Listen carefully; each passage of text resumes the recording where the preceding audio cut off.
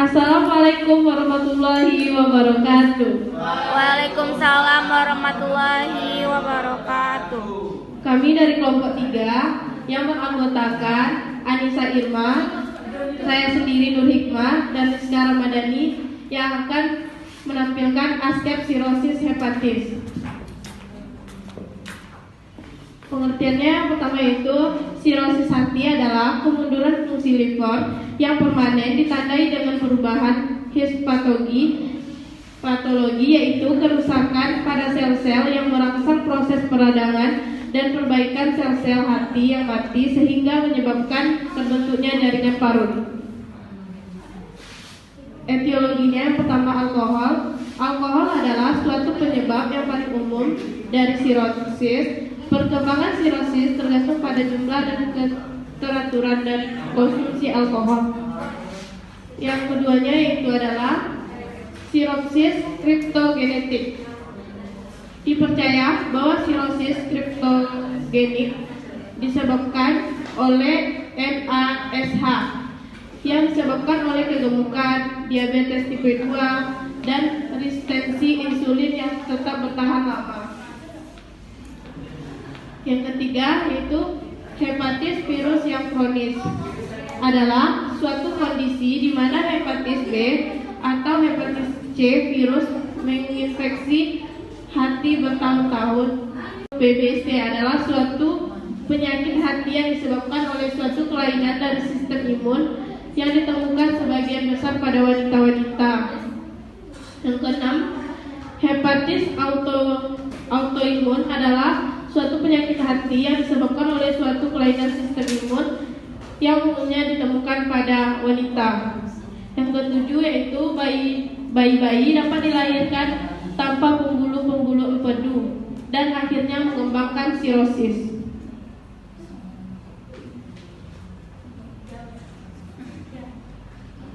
Menurut Gall, seorang ahli penyakit hati membagi penyakit kirosis hati atas yang pertama kirosis postnekrotik atau sesuai dengan bentuk sirosis makronodular atau sirosis toksis atau subset yellow.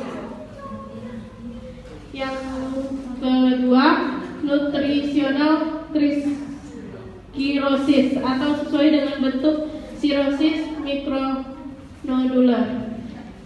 Yang ketiga, kirosis post hepatis yang terbentuk sebagai akibat setelah menderita hepatis. Riwayat pemakaian obat-obatan atau merokok. Terus, riwayat kesehatan keluarga. Adanya keluarga yang menderita penyakit hepatitis atau sirosis hepatis. Selanjutnya pemeriksaan fisik. Pertama, kita periksa wajahnya, apakah terdapat bintik-bintik merah di tengahnya tampak pembuluh darah, suatu arteri kecil yang kadang-kadang dapat teraba berdiri disebut pida nevi. Selanjutnya mata, konjungtiva tampak pucat, sklera iteris.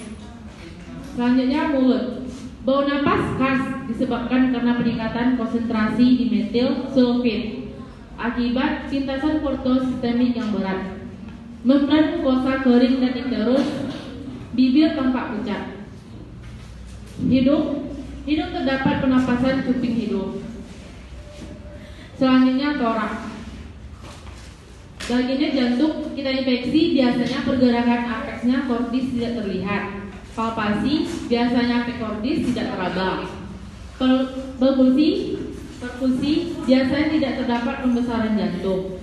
Auskultasi biasanya normal, tidak ada bunyi suara ketiga. Paru-paru, infeksi biasanya pada pasien menggunakan otot bantu pernapasan. Palpasinya biasanya rhinitis kiri dan kanan sama. Perkusi biasanya resonans. Bila terdapat effusi flora, bunyinya redup. Auskultasinya biasanya Facebook darah. Analisa gas darah arterial dapat mengungkapkan gangguan keseimbangan ventilasi, perfusi, dan hipoksia pada sirosis hepatis.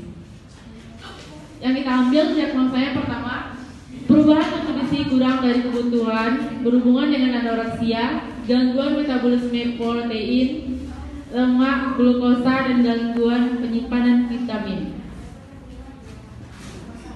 Kedua, perubahan volume cairan berhubungan dengan malnutrisi, kelebihan sodium, intake cairan. Ketiga, intoleransi aktivitas berhubungan dengan kelelahan dan penurunan berat badan. Keempat, ketidakefektifan pola napas berhubungan dengan ansitas, menurunnya ekspansi paru. Kelima, gangguan interkasi kulit yang berhubungan dengan perubahan sirkulasi atau status metabolik. Intervensi keperawatan dari perubahan nutrisi kurang dari kebutuhan berhubungan dengan anoreksia, gangguan metabolisme protein, lemak, glukosa, dan gangguan penyimpanan vitamin. Tujuannya, setelah diberikan keperawatan selama 2x24 jam, diharapkan pemasukan nutrisi adekuat. Kriteria hasilnya, pertama, menunjukkan peningkatan berat badan progresif mencapai tujuan dengan nilai laboratorium normal. Kedua, tidak mengalami tanda malnutrisi lebih lanjut. Niknya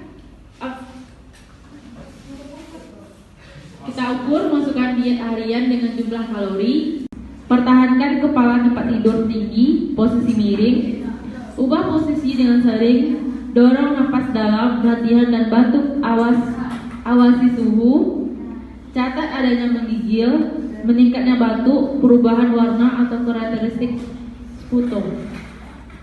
Kolaborasinya, awasi seri GDA, nadi oximetri, ukur kapasitas vital, foto dada, berikan tambahan O2 sesuai indikasi, bantu dengan alat-alat pernapasan, contohnya spirometri, insentif tiupan botol.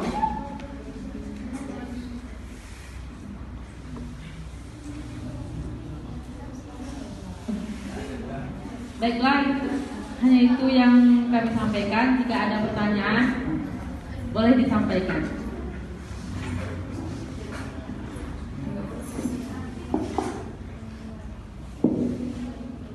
Pada teman-teman, apakah ada pertanyaan? Judul kami sirosis hepatis.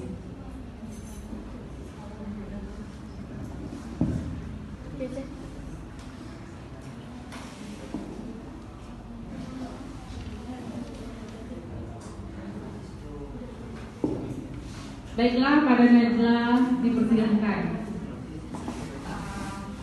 Baiklah, saya ingin bertanya. Kami jawab. Pertanyaannya tuh,